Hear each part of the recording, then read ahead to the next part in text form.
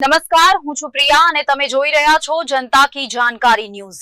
નજર કરીએ આજના સમાચાર ઉપર। ઉપલેટાના આહિર સમાજના વિદ્યાર્થીને જૂનાગઢની આલ્ફા હોસ્ટેલમાં ઢોર માર મારતા ઉપલેટા આહિર સમાજ દ્વારા મામલતદારને આવેદન આપી સ્કૂલ અને હોસ્ટેલની માન્યતા રદ કરવા રજૂઆત કરાઈ।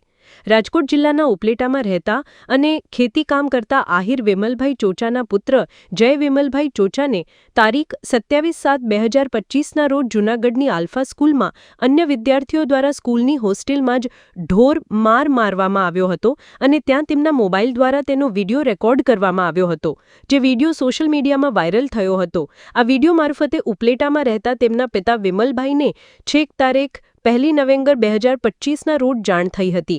ત્યાં સુધી સ્કૂલના સંચાલકોએ તેમના માતા પિતાને જાણ ન કરતા તેઓ તાત્કાલિક પોતાના પુત્ર પાસે જૂનાગઢની મોતીબાગ પાસે આવેલ આલ્ફા હોસ્ટેલ ખાતે પહોંચી સમગ્ર હકીકતની જાણ મેળવી હતી, જ્યાં સંચાલકોને મળવા જતા સ્કૂલના સંચાલકો ગેરહાજર હોવાથી પરત ઉપલેટા આવી સમગ્ર હકીકતની જાણ તેમના સમાજને કરાતા આજે ઉપલેટા આહિર સમાજના આગેવાનો બહોળી સંખ્યામાં ઉપસ્થિત રહી સ્કૂલના વિરોધમાં આકરા પાણીએ જોવા મળ્યા હતા અને સમગ્ર આહિર સમાજ એકત્રિત થઈ સ્કૂલ અને સ્કૂલના સંચાલકો તેમજ વિદ્યાર્થીને માર મરનાર વ્યક્તિઓ ઉપર કડક પગલાં લેવા મામલતદાર કચેરી ખાતે આવેદનપત્ર આપી સ્કૂલ અને હોસ્ટેલની માન્યતા રદ કરવા રજૂઆત કરી હતી।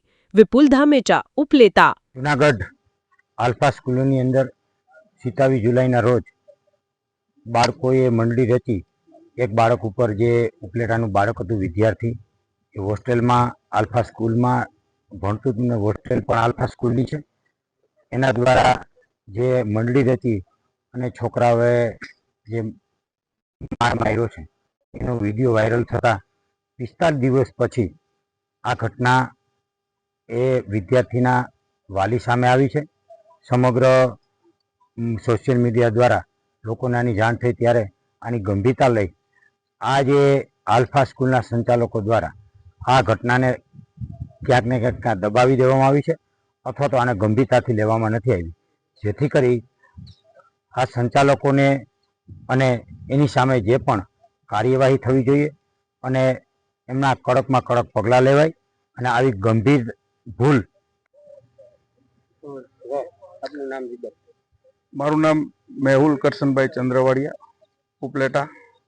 આજરોજ તારીખ 6ના રોજ ઉપલેટા મામલતદાર ખાતે આવેદનપત્ર પાઠવવા માટે આવ્યા હતા। જે જૂનાગઢનો આલ્ફા હોસ્ટેલનો બનાવ છે એ હોસ્ટેલનો બનાવ 27 તારીખના 7મા મહિનામાં બનાવ બન્યો હતો, પણ જે તે સમયે સંચાલકો દ્વારા એ બનાવની કોઈ વિગત દીકરાના મા બાપને કોઈને દેવામાં ના આવી। માર મારનારના જે લોકો હતા એને હામાં બેહાડી અને વાતચીત એને કરીને છોકરાને દબાવીને વાત ત્યાંથી હગે વગે કરવામાં આવી। પણ જ્યારે 1 મહિના બાદ છોકરાના બાપાને જ્યારે વિડીયો સામે આવ્યો કે મારા દીકરાનો આ વિડીયો આવ્યો છે, તો સંચાલકને મળવા માટે જૂનાગઢ ગયા તો સંચાલક દ્વારા કોઈ જવાબ ન આપવામાં આવ્યો અને જે તે સમયે સંચાલક જે કોઈ હતા એણે ફોન બંધ કરી દીધો।